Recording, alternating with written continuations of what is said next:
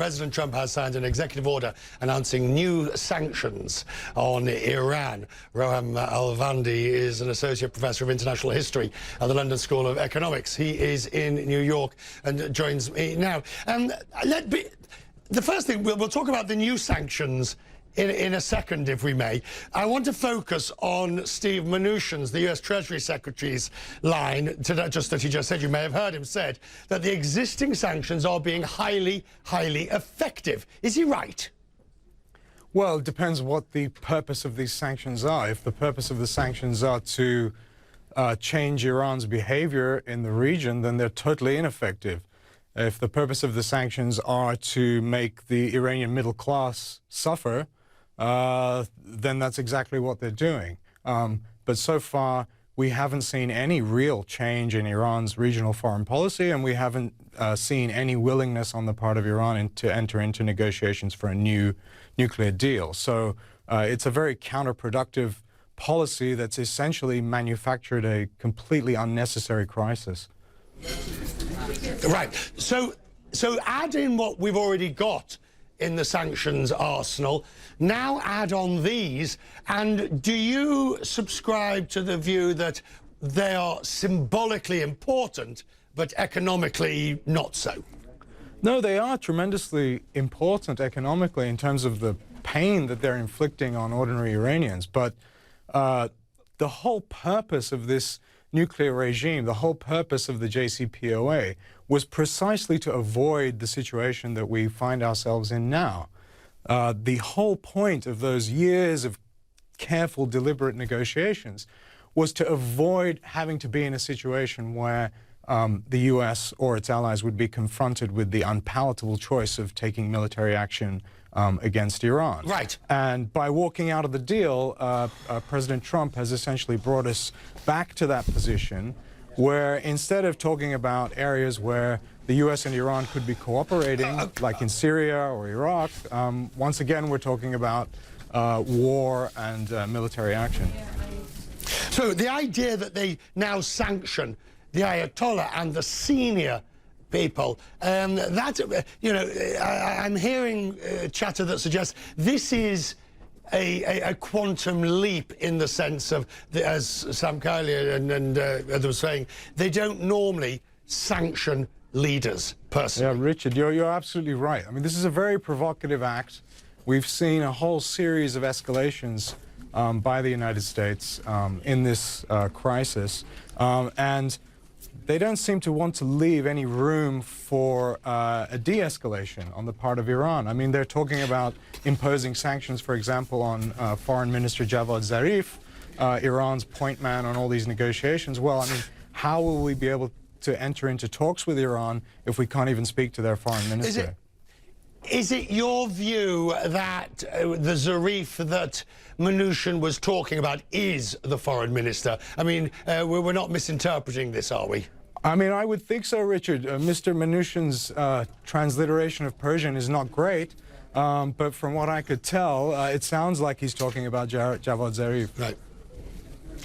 The president said that we're going to give this one last chance. One assumes he means the possibility or prospect of some form of dialogue. I won't even raise it to the level of negotiations. But it is surely inconceivable that the Iranians would even answer the telephone after this. Well, I can imagine that they want to buy time. I mean, they want to ride out the Trump administration. Now, whether that's for another year or whether that's for another 5 years, nobody knows. But if talking to them can buy time, then that's what they'll do. But even if you are going to enter into a series of negotiations with the US, you don't do it from a position of weakness. You try to increase your leverage, strengthen your hand before going into talks. So who are, just for those of us who maybe don't follow this as closely as yourself, who are Iran's friends in all of this at the end of the day? Because at some point they will be looking for coalition and allies building. Who will they be turning to as a result of what's happened? Well, the most important allies Iran has are Russia and China. And any deal with Iran or any negotiations can't exclude Russia and China. The Europeans are, I would say, a secondary player in that game, and Right. Trump hasn't really expressed any interest in what the Europeans have to say or think about this. But he will have to talk to Russia, he will have to talk to China about it. Ram, that's an interesting point, and indeed Steve Mnuchin specifically said he had not consulted with the Europeans on this latest raft of sanctions. Good to see you, sir. Much appreciated for putting that in perspective. At the same time, Malaysia's Prime Minister has been telling CNN that he is frightened by the tensions between Iran and the US. He was talking to our own John Defterios. Into the money pit we go. John Defterios is in Kuala Lumpur. I'm not surprised he is frightened, but why specifically?